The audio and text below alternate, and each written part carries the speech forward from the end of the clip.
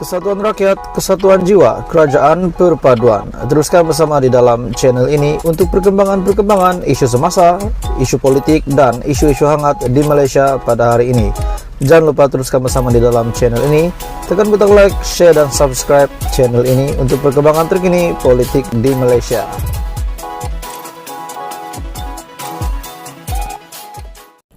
Hai semua, selamat petang, salam sejahtera Malaysia. Selamat datang ke channel Fels Lifestyle. Terima kasih sehingga hari ini masih setia bersama di dalam channel ini. Sudah pasti hari ini satu lagi info menarik, satu lagi isu panas yang saya nak kongsi dengan kamu. Berkenaan dengan kenyataan daripada Datuk Seri Anwar Ibrahim pada tahun baru ini satu kejutan besar kepada Muhyiddin Yassin, kepada Mahathir Mohamad, kepada Hadi, kepada Hamzah Zainuddin, bahkan kepada semua pemimpin politik yang mungkin tidak suka dengan Anwar, bahkan kepada mereka juga yang menyokong Datuk Seri Anwar Ibrahim. Sebelum saya menyampaikan satu isu hangat hari ini, saya meminta jasa baik kerjasama kamu untuk tekan butang like, share video ini kepada ramai orang, dan jangan lupa tekan butang subscribe. Oke, baik tuan-tuan dan puan-puan semua, Anwar, Perdana Menteri Malaysia, telah membuat pendedahan yang paling mengejutkan. Katanya, terdapat bekas Perdana Menteri dan juga bekas Menteri, yaitu Menteri Kewangan, punggah kekayaan berbilion.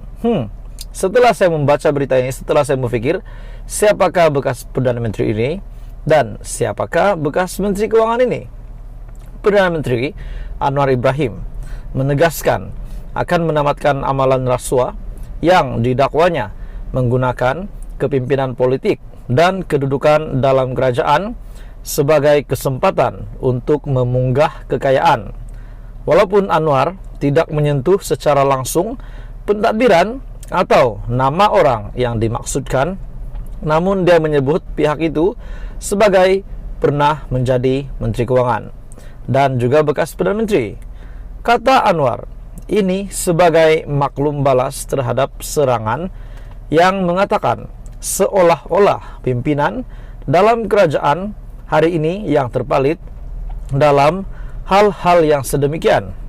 Saya nak sebut bahawa sikap kita jelas, negara ini negara hukum. Badan penguatkuasaan diberi kuasa sepenuhnya untuk memantau, katanya ketika memberi amanat khas kepada Majlis Munajat Ambang Tahun Baru 2023 di Masjid Putra di Putrajaya. Dalam pada itu juga Anwar berkata, pentadbirannya akan meneruskan budaya kesederhanaan, jangan ada pembaziran, memantau semua JLC dan perbelanjaan.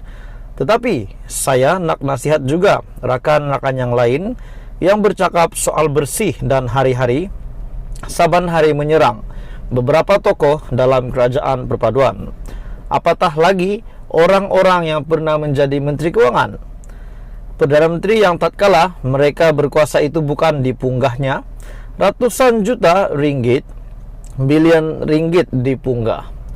Tuan-tuan dan puan-puan semua, menurut Anda setakat ini siapakah menurut Anwar Ibrahim ini, di mana terdapat bekas Perdana Menteri dan bekas Menteri Kewangan yang telah memunggah berbilion ringgit duit?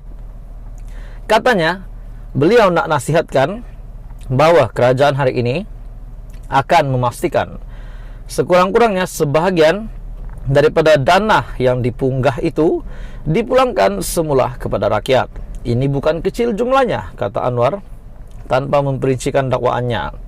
Untuk rekod, Timbalan Perdana Menteri Ahmad Zahid Hamidi berdepan perbicaraan atas pertuduhan jenayah pecah amanah, rasuah dan pengubahan wang haram yang melibatkan Yayasan Akal Budi. Bagaimanapun, Mahkamah Tinggi telah membebaskan Zahid daripada satu lagi perbicaraan yang melibatkan 33 pertuduhan kes rasuah sistem visa asing VLN. Pemimpin PN yang antara yang lantang mengkritik pentadbiran Anwar. Perdana Menteri juga mengulas apabila ada yang mengatakan kepadanya bahwa perkara yang lalu biarlah berlalu. Jadi tuan-tuan dan puan-puan semua, apa komen Anda berita hari ini? Menurut Anwar Ibrahim, siapakah bekas PM ini ataupun bekas Menteri Keuangan? Saya percaya apa yang bermain di pikiran saya mungkin juga bermain di pikiran kamu. Sekiranya kita mempunyai pendapat yang sama, Anda boleh komen di bawah siapa yang saya pikir dan yang kamu pikir juga. Teruskan bersama di dalam channel ini. Mari sama-sama di dalam channel ini untuk isu semasa, isu hangat daripada channel ini. Tuan-tuan dan bapak semua, salam sejahtera Malaysia. Ini barulah satu lagi isu hangat menjadi tanda tanya ramai orang setelah kerajaan perpaduan yang dibentuk hari ini. Antaranya yang membentuk, menyokong kerajaan perpaduan, menyokong Datuk Seri Anwar Ibrahim, Barisan Nasional, daripada GPS, daripada JRS, Warisan, dan beberapa parti yang lain. Sudah pasti pihak pembangkang, terutamanya Perikatan Nasional, yang sentiasa mengkritik, sentiasa menyerang kerajaan perpaduan hari ini, di mana menyerang pemimpin-pemimpin yang ada di dalam kerajaan perpaduan. Contohnya Zahid Hamidi dan juga Anwar Ibrahim sendiri sebagai Perdana Menteri dan juga Ketua Pembangkang. Mereka kata dulu Zahid cakap tak nak menyokong DAP, no DAP no Anwar, tapi pada akhirnya beliau telah bergabung dengan Datuk Seri Anwar Ibrahim. Akhirnya telah bergabung dengan Datuk Seri Anwar Ibrahim menjadi kerajaan perpaduan, menjadi salah satu pemimpin yang tertinggi, yaitu sebagai Timbalan Perdana Menteri. Sebelum saya meneruskan isu hangat hari ini, saya meminta jasa baik kamu, kerjasama kamu untuk sentiasa bersama di dalam channel ini. Jangan lupa tekan butang like, share video ini, dan tekan subscribe. Anda semua memang terbaik.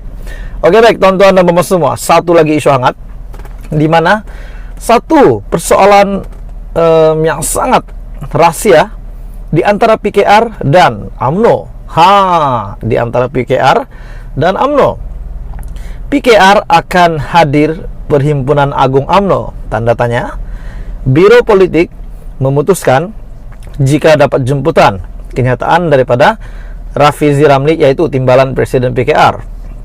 Biro Politik PKR akan membuat keputusan sekiranya menerima jemputan untuk menghadiri Perhimpunan Agung UMNO PAU pada bulan depan, kata Timbalan Presiden Rafizi Ramli. Pun begitu, dia memaklumkan setakat ini PKR belum mendapat jemputan tersebut daripada UMNO.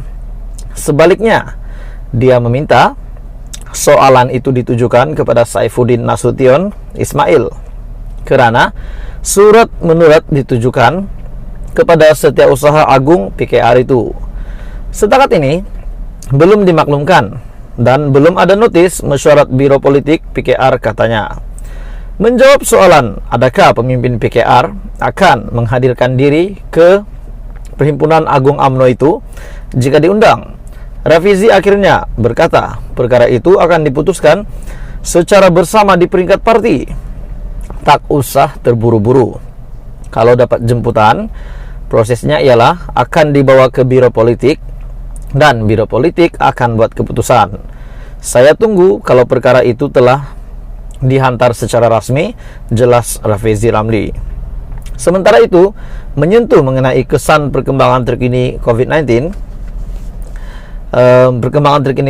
di China, Rafizi Ramli yang juga merupakan Menteri Ekonomi memberi jaminan bahwa kerajaan akan terus melindungi dan membantu industri kecil dan sederhana dalam negara. Antaranya ialah kerajaan memutuskan untuk tidak menaikkan tarif elektrik bagi pengguna domestik dan IKS.